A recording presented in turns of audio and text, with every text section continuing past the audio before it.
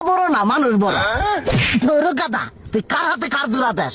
কোড়ায় আল্লাহ আর কোড়ায় মানুষ। যেটা কবার কইছে ওইটা কন। আল্লাহ বড় না মানুষ বড়? আল্লাহ তো বড়। আল্লাহ বড়, তাহলে আল্লাহর কথা না হই না মানুষের কথা শুনেন কে?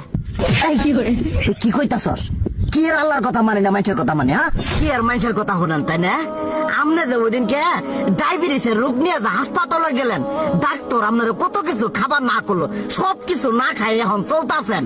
তাহলে আল্লাহ যে আপনারা কইছে যে হারাম খাবার না, সুদ খাবার না, কই আপনি তো কাম কাজ বাদ দিয়ে এলাকার মধ্যে টাকা পয়সা না গায়ে খালি ওইলে দিয়েই খান। নিজেরা টেও হালাল ভাবে কামাই করেন না, ওই সুদ তো না করে টেয়া করে লাভ আহে ওইলে দিয়ে দিয়ে চলেন আর পেটা বড় বানাইছেন। শুনেন একটা কথা কই, হারামের কোনোদিন আরাম নাই।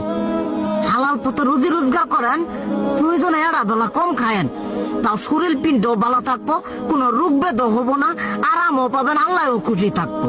তুই আমার এইভাবে বুঝাবি আগে কইলি না কে? আসলে এই বিষয়টা তো আমি কখনো মাথায় এইভাবে নেই যে আমাদের কখনো ডাক্তার নিষেধ করলে ঠিকই আমরা নিষেধ মানি, কিন্তু উপর আল্লাহ যে কত কিছু নিষেধ করে দিয়ে সেটা মানি না।